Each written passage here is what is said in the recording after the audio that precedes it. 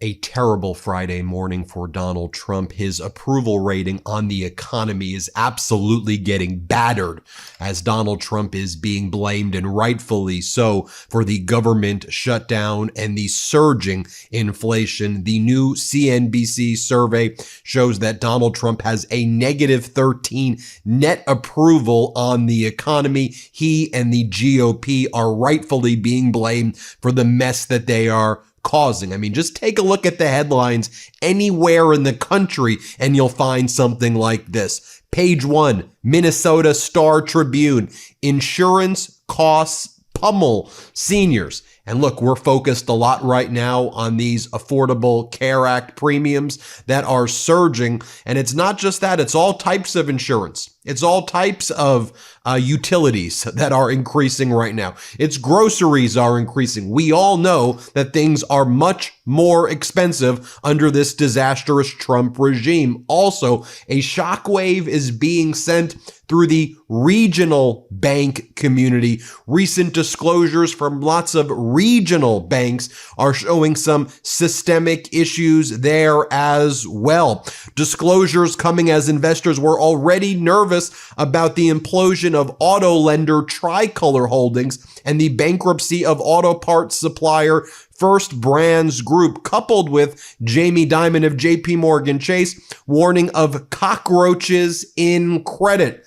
This sound familiar to you? We've been talking about this now for a very long time. And as I've been saying, systemically and structurally right now, this Trump regime is ripping apart the fabric of our economy. And I said, y'all remember how the Great Recession in '08 really started, '07, '08, '09, that period? Y'all remember what it was based on? Right? It was based on, all of these homes, for the foreclosures on all of these homes. And that was just kind of one trap taking place. Now what we see happening is these traps in almost every aspect of our economy taking place. The subprime mortgages back then. Now we're seeing this all across. It's all one big Trump Ponzi scheme as he and his regime claim that they've brought in, what Trump said yesterday, $20 trillion. Peter Navarro's now claiming it's $19 trillion. They are just making up numbers right now. By the way, here's Peter Navarro this morning, just so you can see, saying that they've brought in $19 trillion in investment commitments. All lie, all one big Ponzi scheme. This is Navarro from this morning. Let's play it. Right. But let's think about this. You can't have the manufacturing jobs until what? Until the plants get built. We got $19 trillion. Let me say that one more time. $19 trillion of investment promised to come into this country. Now, construction is going to boom in the short run, but we're not going to see the manufacturing jobs until that capacity gets built. So it'll be 6 months, 9 months, 12 months, 18 months. But what we're doing is setting the stage for the construction of a beautiful addition to our manufacturing base. And by the way, this is how smart, not me, but we are as an administration. It's like when we're cutting these trade deals and Japan's offering to invest here in America, that money, you know how we're going to use that money? That money is specifically targeted at vulnerabilities in our supply chain. Meanwhile, we're seeing this headline from Reuters that China is willing to restart dialogue with Canada at all levels, the foreign minister says. So China opening up more markets, and as the United States continues to pull back, get weaker, attack Canada, attack its allies, we're seeing China step in, filling a void and trying to position itself as a responsible player in this global economy right now, relative to Donald Trump waking up and posting lunatic things on social media. Take a look at this story. I think this highlights the way American businesses are being impacted by the Trump tariffs. So here's the story from CNBC this morning. Small businesses are being crushed by Trump's tariffs, and economists say it's a warning for the economy. It's more than a warning. It's a 3-alarm fire. So this article highlighted the CEO of Village Lighting, a small business selling Christmas products. And the CEO of Village Lighting says, it's now to the point where I could lose everything. Being a small business owner isn't worth it when your country turns on you. When your country turns on you. Take a look at this. As Carl Quintanilla says, this is bananas. So last year, Village Lighting in 2024 paid less than $50,000 in tariffs. This year, the total tariffs expected is at least $1 million for this Christmas lighting company. If they pay $1 million in tariffs, how are they expected to survive? By the way, if you look at this at an individual level, if our Affordable Care Act premiums go up 3 to 4 times, who can afford to pay $25,000 to $30,000 a year in health insurance? This is not sustainable. Ever have one of those moments where your body reminds you it's not 25 anymore? Maybe it's the slower recovery after a workout or the way your joints creak like an old floorboard. And don't get me started on how much worse it is in the winter. It's like my energy goes into hibernation. Aging is a reality for all of us, but our actions determine how we age. That's why I use Qualia Senolytic to help keep my cells healthy and my body feeling youthful. Zombie cells are real and they're aging you. These senescent cells stop being useful, but stick around, draining your energy, slowing recovery, and making you feel older than you are. Qualia Senolytic helps your body fight back against aging.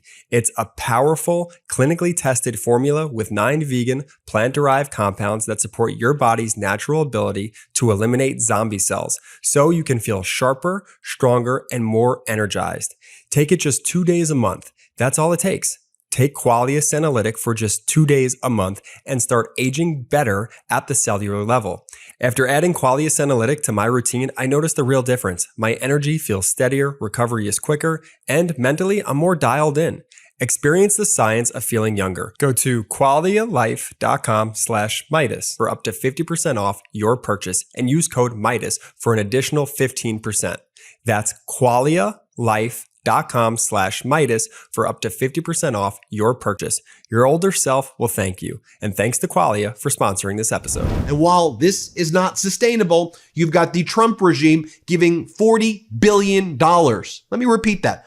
$40 billion in a bailout to Argentina. Didn't Trump and MAGA all say that Javier Milei, the leader of Argentina, was this brilliant mastermind with the economy and that he was making the Argentinian economy surge? Wasn't that what they were saying 2 years ago? And Argentina should be a model for the United States. Now we're doing a $40 billion bailout while U.S. Treasury Secretary Scott Bessent is like whining about China being mean to him. They're being mean to me. He said that the behavior by the Chinese trade officials in Washington, D.C. during their discussions was unhinged. Unhinged. That's how you're referring to the Chinese negotiators. You think that the rest of the world doesn't think that this ridiculous Trump regime is the ones who are really unhinged? I'll show you unhinged. This morning, Donald Trump, an interview, I guess it's going to air over the weekend, but here he is with Maria Bartiromo. Fox released some clips right here.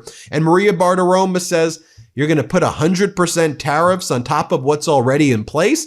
You're going to do 157% tariffs on China? And Donald Trump's like, I know it's not sustainable, but that's what the number is. The number is what the number is. What are you just making up numbers? You're making up numbers, and then you're also weakening your own negotiating position by saying it is not sustainable. These are quite literally the stupidest people running our economy into the ground. Here, play this clip. If you put that 100% tariff on top of what's in place already, you're at 157% tariff on China. Can that stand? No. What is that going to do to the economy? It's not sustainable, but that's what the number is. It's probably not, it could stand, but they forced me to do that. I think we're going to do fine with China. I get along great with him. He's a very strong leader, a very, amazing man. And you look at what he's done and what he's, where his life is an amazing story. It's a story for a great movie. I think we're going to be fine with China, but we have to have a fair deal. It's got to be fair. And speaking of the stupidest people, Eric Trump then gave an interview with CNN where he was showed the video of his daddy speaking with the president of Indonesia, where they were obviously discussing, in my opinion, some new quid pro quo deal. And the Indonesia leader was like, hey, I'd like to meet Eric. I've got some land. I got some ideas. And then Donald's like, Eric's a good boy. He's a good boy. And then Eric's shown the video of corruption in plain view, of selling out the United States for frickin' Eric Trump and Trump's stupid business deals, right? Selling pieces of our country away. And Eric's like, I'm a good boy. Yeah, he acknowledges. My daddy says I'm a good boy. What weird people are these? Here, play this clip. Obviously, there are investment projects happening in Indonesia. First off, have you heard from the president? Has he called you? No, not about that, but I'm glad he acknowledges that I'm a good boy. I am a good boy. And then MAGA Mike Johnson holding his press conference this morning and saying, don't you want me just to be a happy warrior? If you want me to be a happy warrior, then just sign our continuing resolution where we get rid of healthcare for 20 million Americans. Because don't you want MAGA Mike to be a happy warrior? Here, play this clip. A day like this, at the end of another long week, I just feel like we ought to apologize. I hate that we have to do this. I don't want to be here any more than you do talking about this subject. It is so difficult to be a happy warrior when you know that so many millions of American people are suffering, being made to suffer unnecessarily. Then MAGA Mike goes into this weird rant saying, the last time I checked, Americans have more freedom right now since the Republicans have taken over than ever before. Here, play this clip. Beauty of America. They are decrying the country that allows them to engage in this activity. And the last time I checked, Americans have more freedom right now to express themselves and speak their minds after Republicans took over and ended the years of having millions of Americans' voices systematically silenced during the COVID pandemic years and the left's cancel culture. It is the Republicans that restored your right to share and speak your mind. And that's the first and most obvious irony of the Hate America rally. The second, and even more. And hat tip to Democratic leader Hakeem Jeffries, who punched back at Caroline Leavitt after she says, the Democrats are the ones who support the terrorists. Democrats' constituents are just all a bunch of terrorists. And Hakeem's like, is this lady crazy? Is this lady a crazy person? Watch Hakeem. He's doing it good. Here, play this clip. It's a matter of deep concern. Like, we've already seen a rise in political violence and hatred in America. And then you've got swastikas apparently appearing in the offices of Republican members of Congress. You've got young Republicans engaging in the most anti-Semitic and racist speech possible. Like, this is apparently who many of these people are. They are ripping the sheets off in plain view of the American people. Their words, their actions, revealing themselves in so many different ways. And then you got Caroline Leavitt, who's sick. She's out of control. And I'm not sure whether she's just demented, ignorant, a stone cold liar, or all of the above. But the notion that an official White House spokesperson would say that the Democratic Party consists of terrorists, violent criminals, and undocumented immigrants, this makes no sense. That this is what the American people are getting from the Trump administration in the middle of a shutdown. So their actions continue to speak for themselves, which is why they're on the wrong side of public sentiment. Question on a second. Thanks. Yeah. There you have it, folks. Let me know what you think. Hit subscribe. Let's get to 6 million. Thanks for watching. Want to stay plugged in? Become a subscriber to our Substack at MeidasPlus.com. You'll get daily recaps from Ron Filipkowski, ad-free episodes of our podcast, and more exclusive content only available at MeidasPlus.com.